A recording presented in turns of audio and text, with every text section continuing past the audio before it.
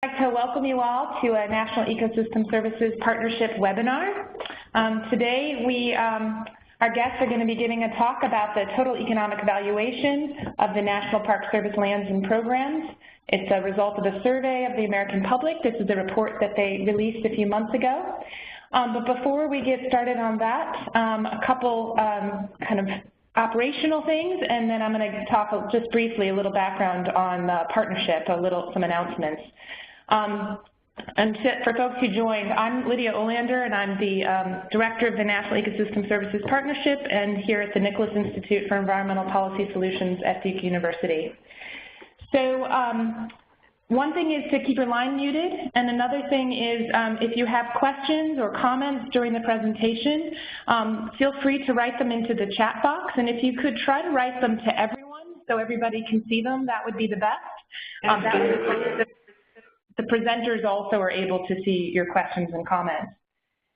So just briefly, I want to give a couple updates on the NESC. So the partnership is going to be presenting at the ACES conference, which is coming up in December, the Community on Ecosystem Services. And we're involved in a number of different events that are happening at that conference.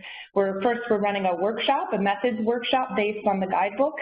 And then we had a couple different sessions, one on building consistency into how ecosystem services are applied in decision making, involved in a session with the Nature Conservancy on taking evidence chains to the next step, really building on the ecosystem services work. And then the final thing is really bringing together a broader community talk about what's next for ecosystem services and decision making. So those will all be happening at the ACES conference in December.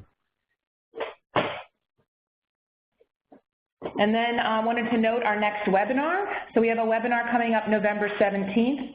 It's a framework to quantify the strength of ecological links between an anthropogenic stressor and final ecosystem services. So this is an example from the National Park Service in partnership with the Environmental Protection Agency. And then I want to note that our past webinars are all posted on our NESC partnership website, and also we are working on moving them over to YouTube so they'll be more easily shareable and viewable. Last thing I want to announce is an upcoming working paper. We had a lot of different folks from the federal agencies and other experts work with us on this over a number of years. We have an overview of data and models that are available for ecosystem services for application nationwide. And this is very much a U.S.-focused report, but hopefully it'll provide a resource for folks. It talks about ecological data and models, data on risk reduction and regulating services, and then social and economic data and models. So trying to provide the initial kind of sense of what our data and modeling infrastructure is and where we need to go. And that will be coming out hopefully in a few weeks. This is just an example. There will be tables with links and resources of a bunch of the data and models that are available and where to find them. And I think the USGS will also be posting some of this information on their website when it comes out. So now to move on and introduce our speakers. So the study was done by 3 different researchers, Dr. Michelle Haefele, Dr. John Loomis, and Professor Linda Byam. I'm not sorry if I'm mispronouncing it. And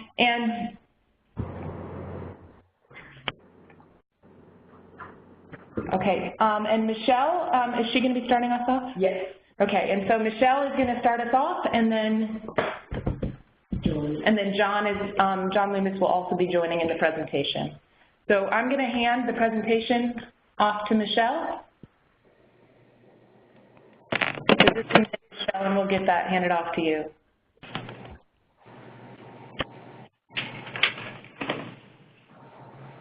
Okay, I guess a little note just said I'm the presenter now, so I'm assuming everyone can see my screen.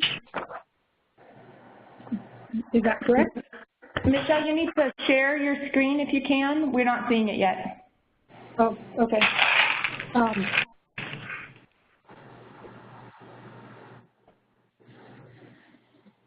Here it comes. Okay. All right.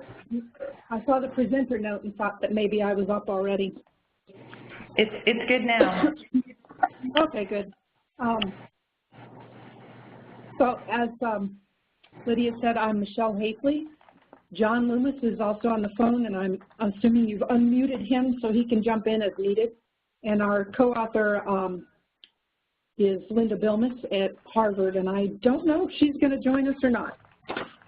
So this study, as you learned, is total economic value of the National Park Service. And I'm not getting a page down. Okay.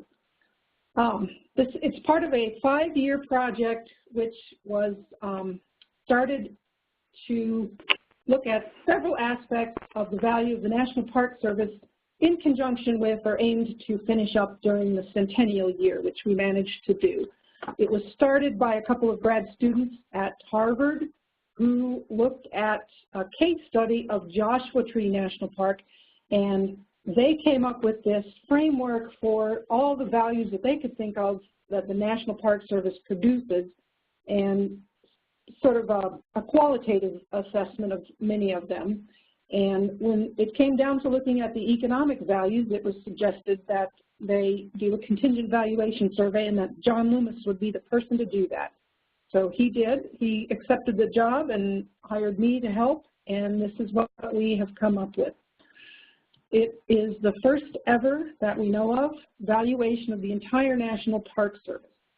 There have been other economic studies that look at use values like recreation, economic impact studies of the jobs and income in adjacent communities, which are not the same thing as total economic value. And most of those other types of valuation studies have looked only at a specific park or group of parks. There's been one study that did a system-wide analysis of the recreation use value of all parks, and we'll talk about it a little later on.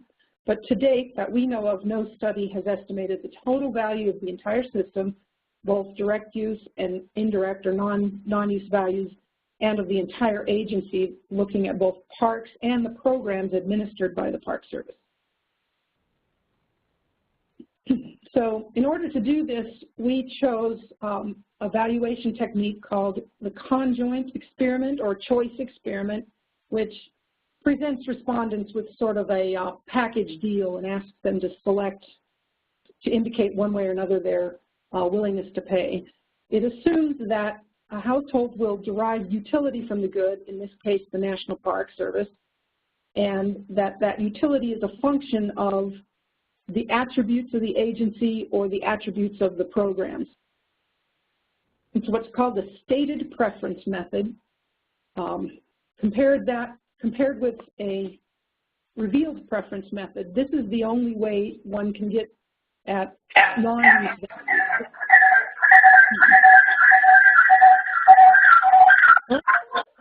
Sorry about that. We tried that. Hold on. Okay. Okay.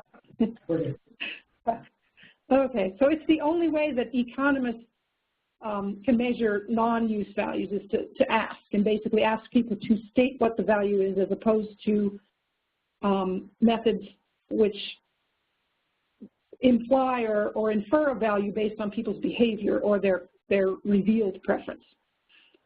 This technique is widely used for valuing federal non-market goods. It's often used for natural resources damage assessment, and taxes are usually used as a way to find households' willingness to pay. As you can imagine, a survey that looks at something as big and broad-reaching as the Park Service is going to be complex and difficult to write, which this one was. So we wanted to get it right. We didn't have a lot of funding to do a lot of trial and error, so we held 9 total focus groups, I think. I've lost count. This was starting in 2012 when we began the project.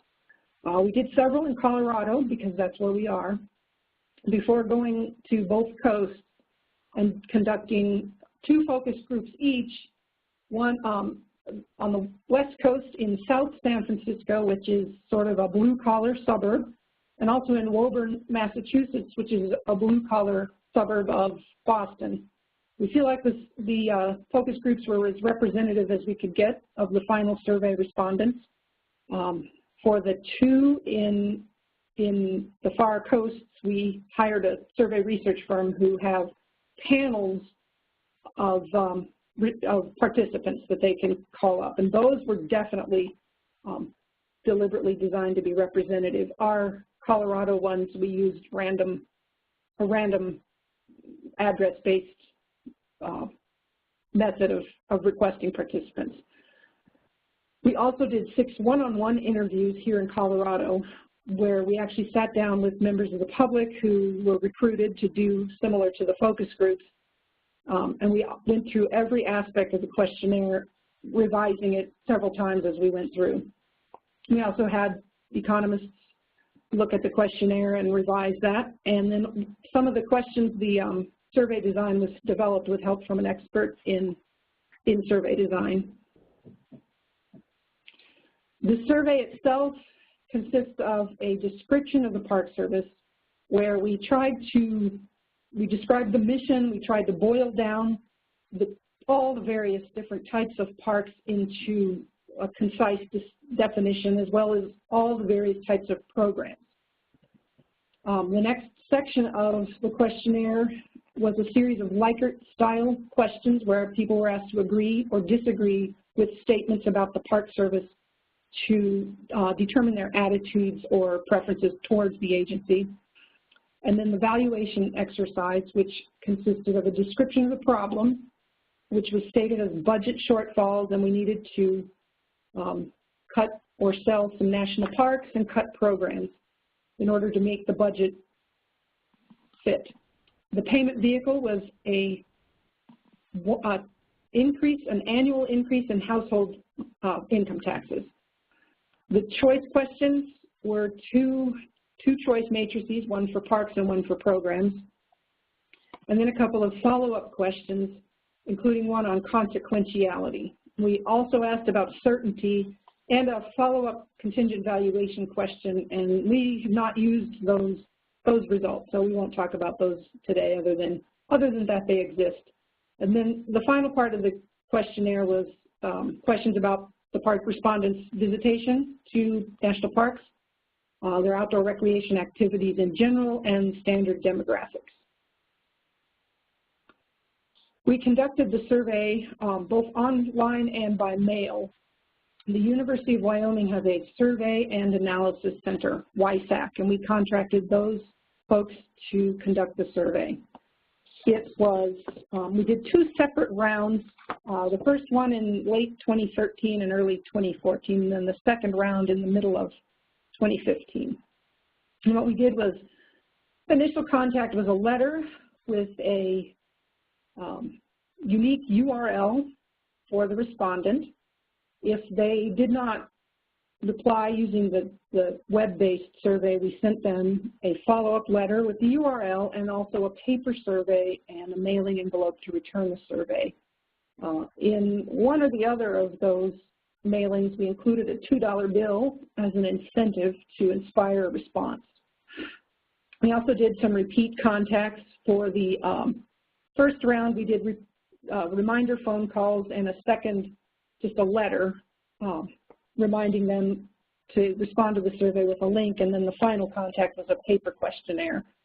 For the second round was a similar set of contacts, except that prior to doing follow-up phone calls, we actually sent a postcard instead of a letter after follow-up. So slightly different procedures, but essentially we did everything we could to get a response, which the response rate was 18%, which we realize is low, but also consistent, unfortunately, with surveys now. This summer, in June or so, we actually phoned those non-respondents for whom YSAC was able to provide a phone number and who had not previously said, "Stop bothering me," and actually asked them a few follow-up questions. We asked just do you agree or disagree that the Park Service is important?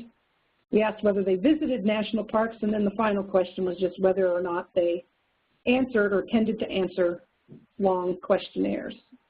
Most respondents had a favorable view of the Park Service visited parks, and concurred that no, they do not answer long surveys, which this one was 12 pages. So we don't feel like we had any systematic non-response by those who object to or don't approve of the Park Service. We wanted to find out whether participants were willing to pay a specific amount in increased federal income taxes in order to retain the current national parks and national park programs. So the choice question presented 3 options. The first was a no-cost option, and it proposed the largest cuts or sale of national parks or cuts to national park programs. We had a middle option which had smaller cuts and then a moderate payment. And then the final option was no cuts, keeping the entire Park Service intact, all the programs at their current levels, and a higher payment. And I guess at this point I want to back up. I should have mentioned that in the focus groups and initial tests of the survey, it was viewed as not credible that we would be adding large amounts to the Park Service.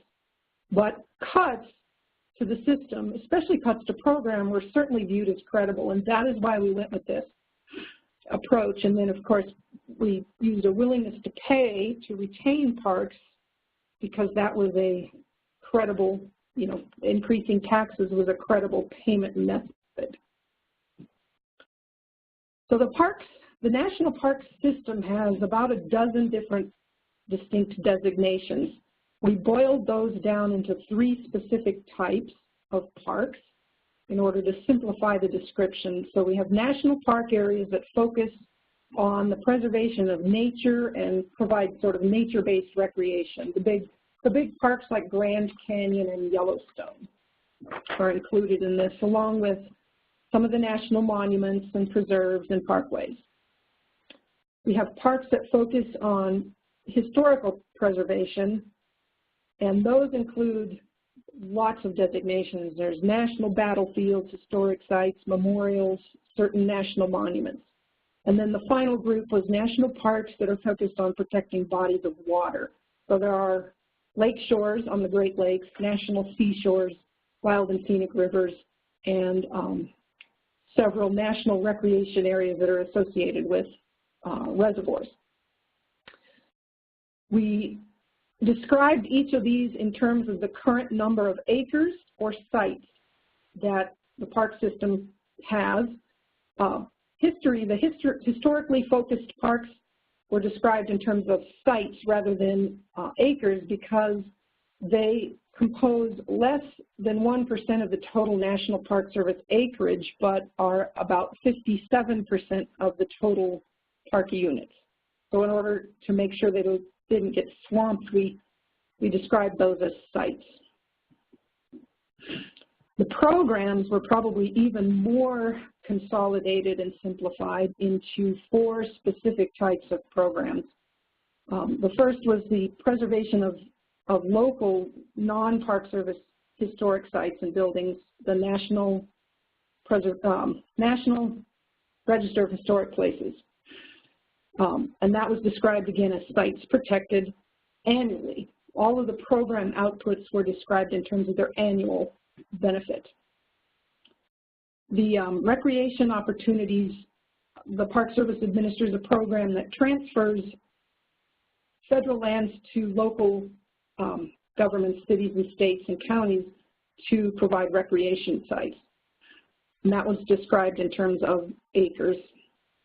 We have another one on the protection of natural landscapes, which was measured by the National Heritage Sites designation.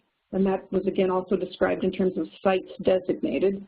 And then the educational component of National Park Service programs was defined in terms of the number of school children who participate annually. And all of these were described for the respondents in some detail at the beginning of the questionnaire. So in order to do a contingent valuation or conjoint, survey, you need several versions that present options with varying levels of attributes to different respondents in order to get a range of goods and a range of prices.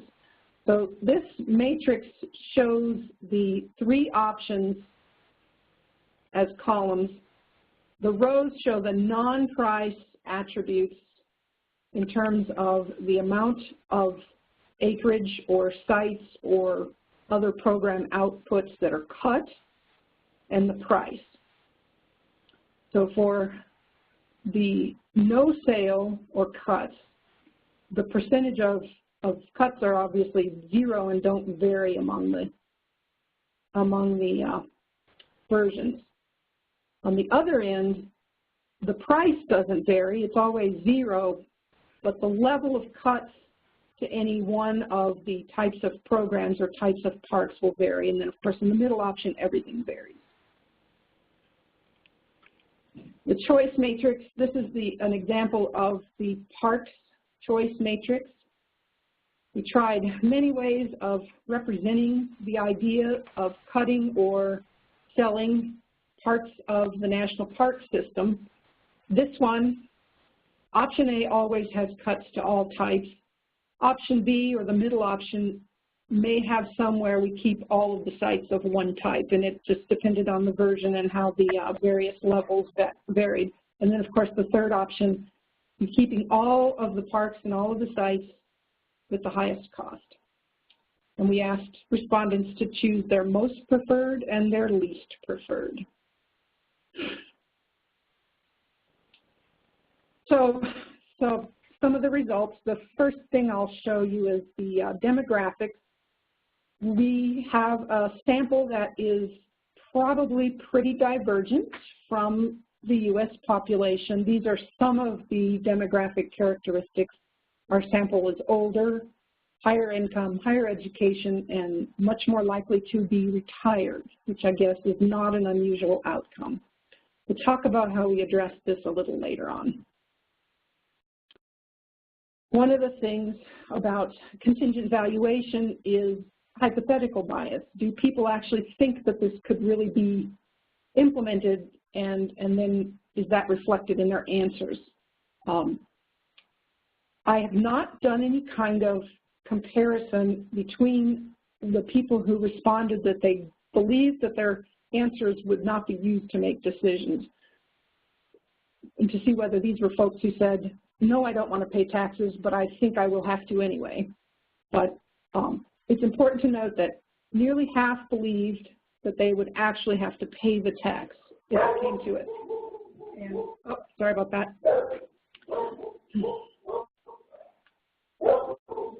The survey also shows strong support for both the Park Service land and its programs. Excuse me a minute.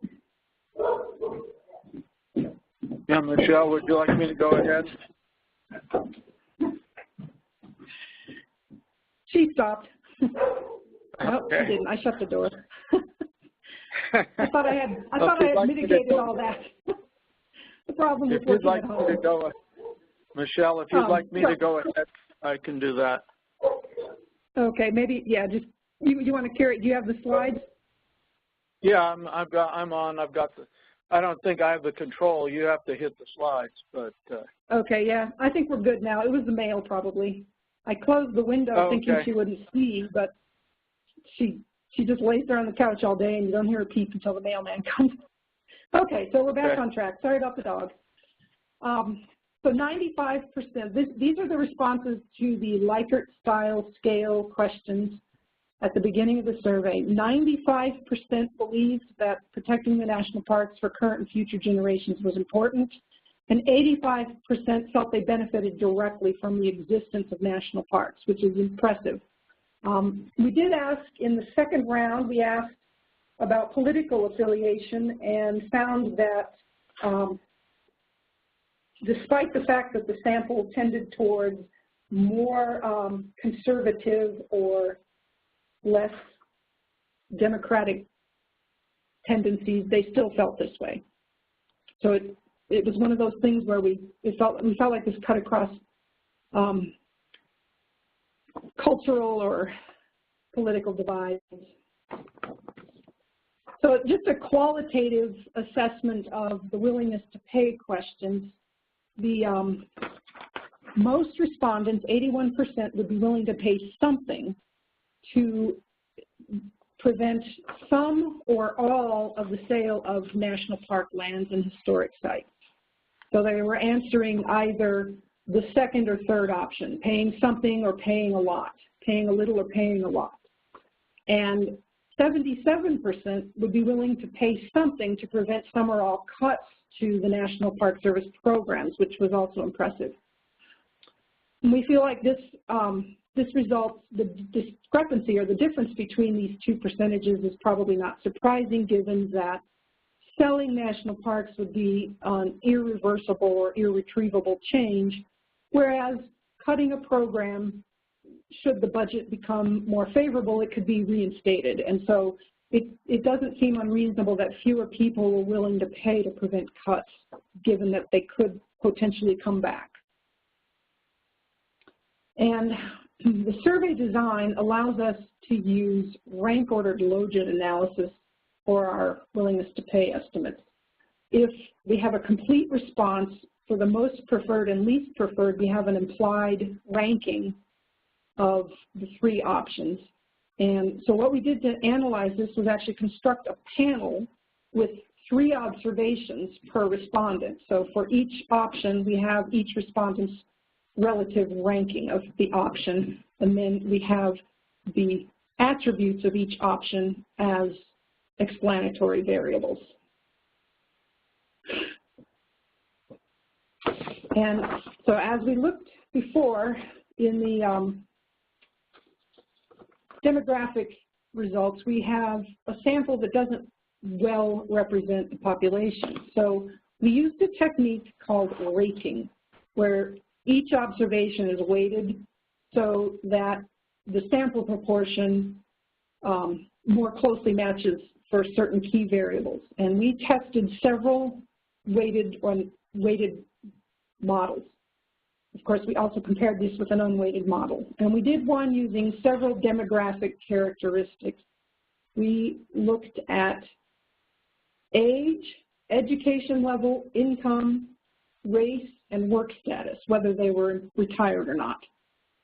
We did another model using all of those demographic characteristics plus the visitation rate. Our sample, we had 59% of the sample saying that they had visited a national park in the last 2 years, where a recent National Park Service survey indicated that actually only 47% of the population visits parks. And then we also did a final model where the weight was just based on visitation. And that ended up being the one we used for our final analysis because it was the most, it had the highest overall model performance. The coefficients were significant and with the expected sign. So this is our rank-ordered logit model for national parks. As you can see, the variables are all statistically significant, strongly so. And let me describe, so the dependent variable we used was, for each of the attributes, for each type of park, was the cuts avoided, which was the difference between paying nothing and paying for the particular option. So cuts avoided for the option with the most cuts then was nothing was avoided. So you're giving up everything. For the middle option, it's the difference between the maximum cut. So it was 40% of nature-focused parks were cut in the no-cost option, and 20% of nature-focused parks were cut in the moderate option. Then you're saving 20%, or you're avoiding 20% cut. So that was what was being purchased, if you will, by the price or cost of the option. The program model, most of the variables were significant. The acres transferred to communities for recreation was not, but everything had the expected sign and direction, and overall the model performed well. This one, again, I think programs were less well understood by respondents. So how do we get to the total value? The marginal value for each of the types of parks, each unit or each acre of each type of park is calculated as a ratio of the coefficient on the attribute itself. So in the case of the nature-focused parks, the attribute for the park over the price attribute.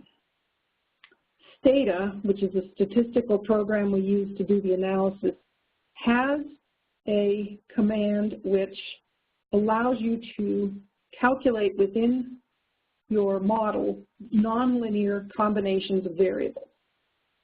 The nice thing about that, obviously all of this can be done manually in a spreadsheet, but when you calculate them after running the model, Stata calculates a confidence interval for all of those nonlinear combinations of variables. So the marginal value, the per household value for the cuts avoided, or the acres or sites that were bought back by paying the proposed tax, and then the total value, the marginal value applied to all acres of each type.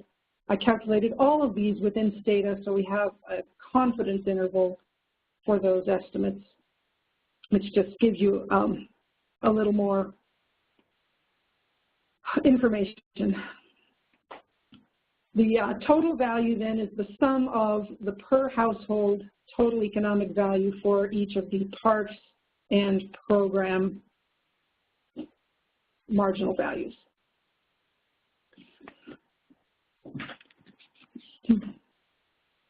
So next we come to the scaling up of these marginal values for the national parks and the programs. To do this, because we had such a low response rate, we applied these total values to 18% of U.S. households rather than 100%. So we've essentially assumed that 82% of our respondents did not answer the survey. We're going to assign them a value of 0. It's not likely true based upon our follow-up. Oh, this John, sorry, I don't see that. There we go. There's a couple slides you seem to. I forgot to page forward. So anyway, we scaled up to a total economic value, an annual value of $92 billion for the Park Service, $62 billion for national parks, and $32 billion for National Park Service programs.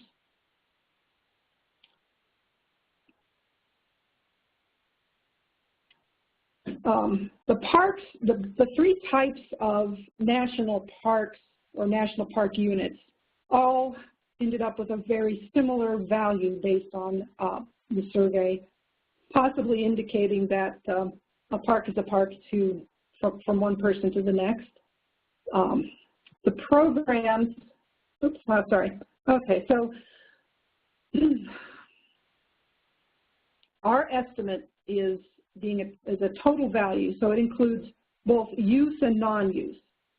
And in order to sort of put it in context or put our valuation in perspective, we looked at the system-wide estimate of recreation value that I mentioned earlier by Mayer, Duffield, and Patterson, which was conducted in 2013, so pretty contemporary with ours. They found $28.5 billion was the total value for recreation use. Subtracting that from our $62 billion, we have a $33.5 billion non-market value for national parks, which seems reasonable. Other estimates of individual parks are comparable within reason.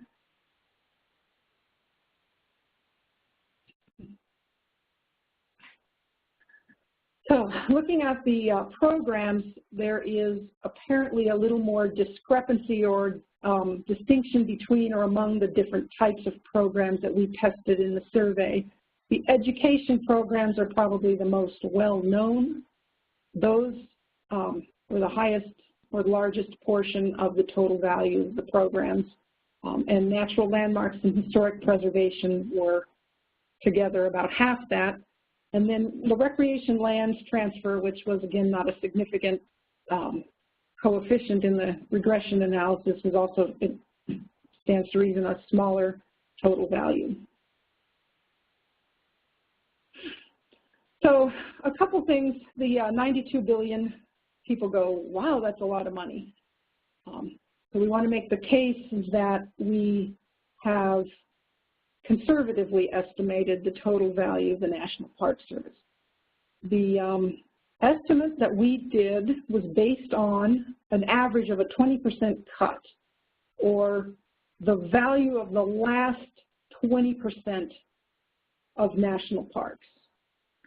So if you think about the economic concept of diminishing marginal benefit, which says that the first unit consumed of a good or a non-market good brings you more benefit than the next unit and the next unit after that and after that.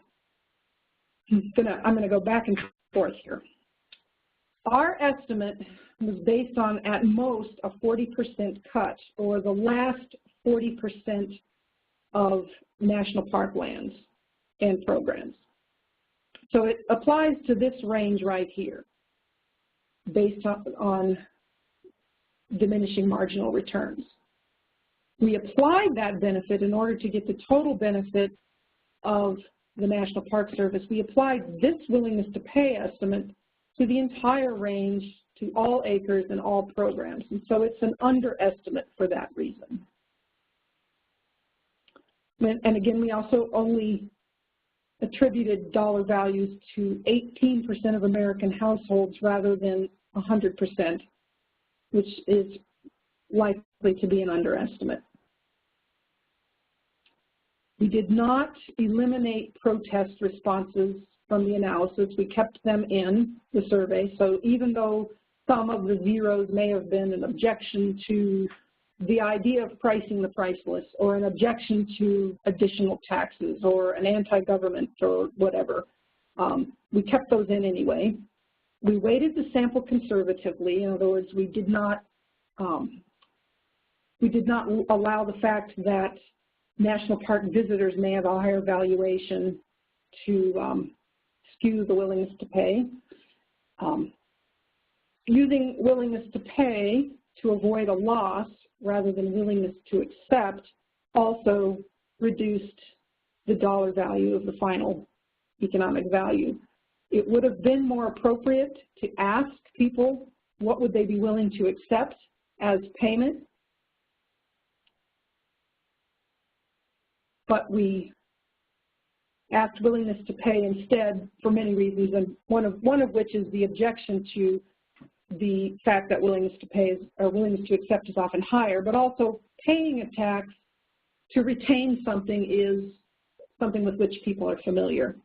And then finally, just that any economic valuation exercise like this will not be able to fully capture all the values. We didn't fully capture all the programs by any stretch, and to some extent it's difficult to capture or place a value on something like the National Park Service.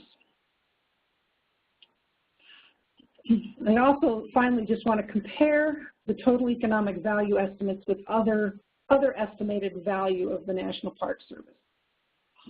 The agency does an annual, I believe, visitor spending effects model, and the most recent estimate is that the total economic output, the jobs, income, tax revenue, and spending in local communities comes to $32 billion.